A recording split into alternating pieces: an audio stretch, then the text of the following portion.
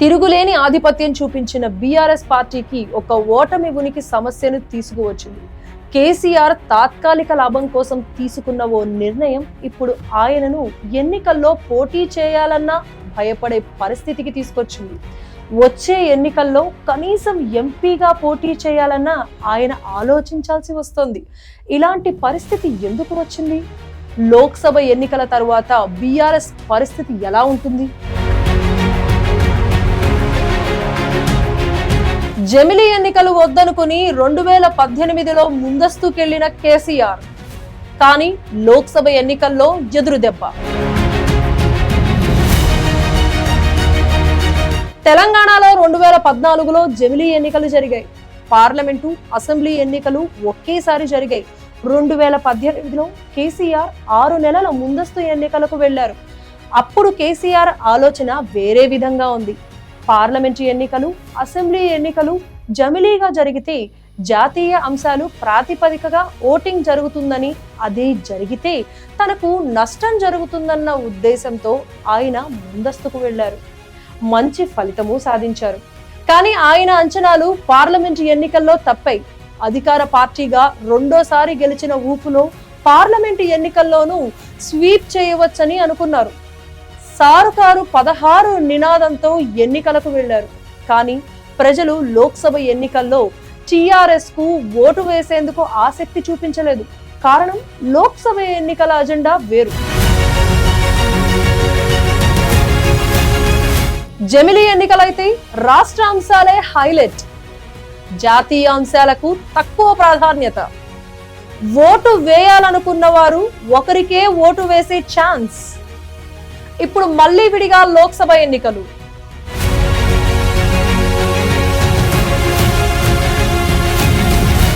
అదే లోక్సభ, అసెంబ్లీ ఎన్నికలు ఒకేసారి జరిగి ఉంటే ఎక్కువగా రాష్ట్ర అంశాలపైనే ప్రచారం జరుగుతుంది.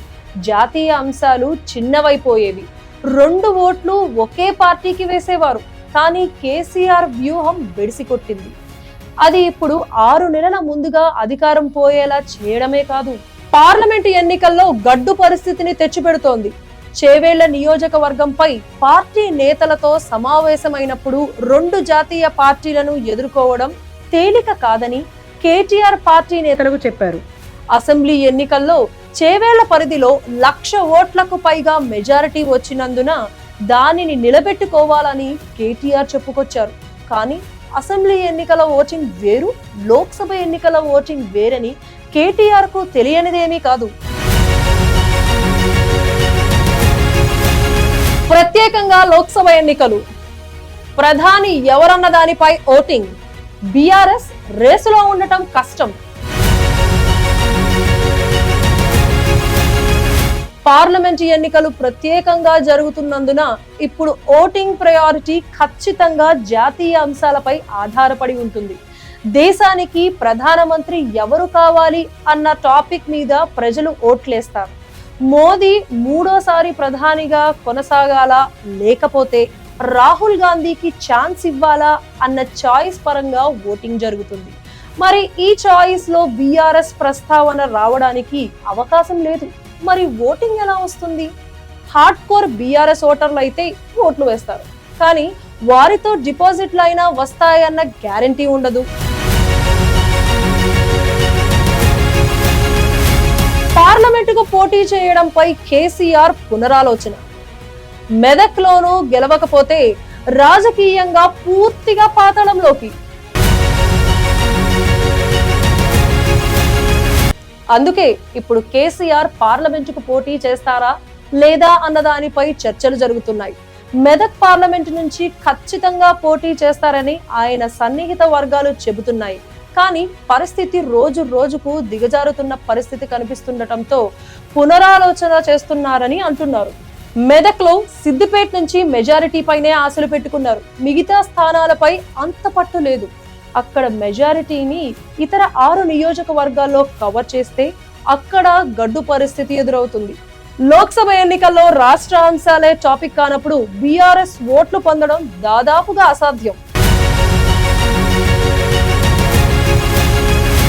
తెలంగాణ వాయిస్ తామేనని చెప్పుకోలేని దీనస్థితి. కేసీఆర్ కు ఇక దారేది? తెలంగాణకు కేసీఆరే శ్రీరామ రక్ష అని జాతీయ పార్టీల చేతుల్లోకి తెలంగాణ వెళ్తే ఆగమవుతుందని ఎంతగా చెప్పినా అసెంబ్లీ ఎన్నికల్లో ప్రజలు పట్టించుకోలేదు. ఇప్పుడు లోక్సభ ఎన్నికల్లో పట్టించుకుంటారన్న గ్యారెంటీ లేదు. అందుకే బీఆర్ఎస్ ఆందోళన చెందుతోంది. డబుల్ డిజిట్ పార్లమెంట్ సీట్లు సాధించకపోతే 2 జాతీయ పార్టీలు మీద పడిపోతాయి. బీఆర్ఎస్ ను బలహీనం చేసేందుకు అన్ని ప్రయత్నాలు చేస్తాయి. ఇప్పుడు ఆ గండాన్ని గట్టెక్కడమే కేసీఆర్ ముందున్న కర్తవ్యం.